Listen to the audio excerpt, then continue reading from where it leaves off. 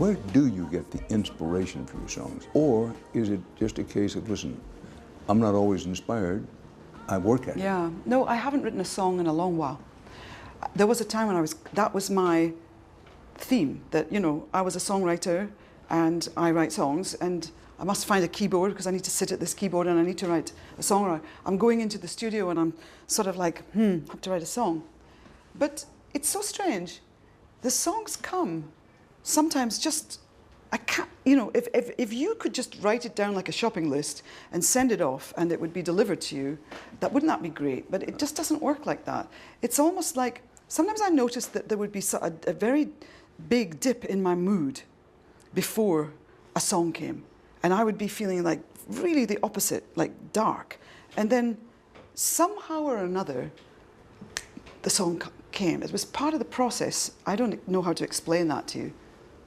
Well, so many of your songs were about heartbreak. Yes. Why is that? Because there was a lot of heartbreak, and in my life, I felt very heartbroken. And I think many people do feel heartbroken. I think it's biggest heartbreak? Biggest heartbreak?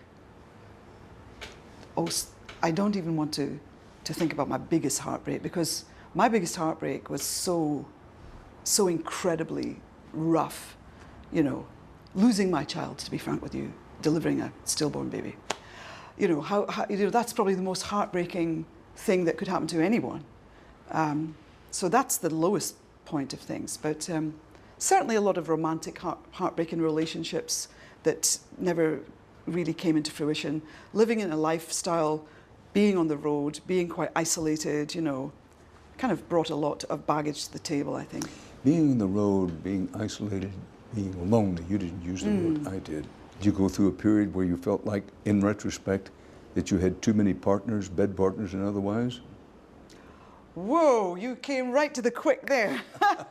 No, it's just too I don't know, I don't even want to go there. It's just so painful, you know, it's just like, I don't want to really go into my relationships that failed, because they're painful. So I'm now in a really stable, beautiful relationship and so happy, and it's just like everything that went before me, do you know, I don't even want to think about it. I can understand that.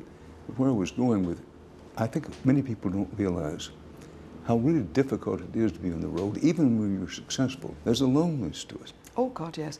And the other thing is that there's a camaraderie with men. It is a man's world, very much on the road. And I love the company of men. I think I get on very well with men, and I'm talking on a platonic level here. God bless you. Yeah, you know, I like men, I love men. And I admire men, you know, when I see like this kind of extraordinary team spirit that you have to have on the road, for example. For example, all the technicians in the crew, they, you know, when they set it up, and all the lights and the sound, and they work so damn hard. And they come into town, they set the whole thing up for you to do your show. I mean, I have such gratitude and such appreciation for that kind of very arduous lifestyle. Tell me about Sisters Are Doing It for Themselves. One could argue has become the female anthem of your time. How did it come about? Well, it's funny. This is so strange. Again, there's no formula to songwriting. I woke up one morning, as the legendary blues phrase always says, I woke up in the morning and I was in that sort of semi-dream state, and I grabbed a piece of paper and I'd been thinking, I want to write an anthem for women. I want to write an anthem for women. And it just came out, line after line after line, and there it was. Sisters Are Doing It for Themselves. That's how that happened. Strange. Could you say for me, or maybe sing for me, your own favorite lines from that anthem? Well, there was a time when they used to say that behind every great man there to be a great woman. Well, in these times of change, you know that it's no longer true. So we're coming out of the kitchen, 'cause there's something we forgot to say to you. We say, sisters are doing it for themselves. Did you know from the beginning that it would be big, very big? No.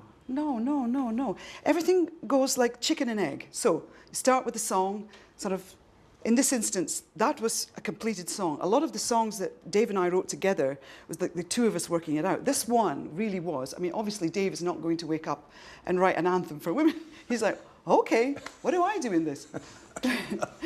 So, interestingly enough, we thought it would be a really nice thing to partner with another woman. And I think it was Clive Davis at the time, I don't remember exactly, but put a call into Aretha Franklin and suggested that she might be interested in this. So then we get a call to say, yes, actually, Aretha Franklin would love to meet you. Please go to Detroit. Had you met her before? No, not at all. So then another adventure opened up, going to Detroit to meet Aretha Franklin to record Sisters. Okay. I can't, this is kind of wake me up, this can't be happening. So, we did that. Amazing.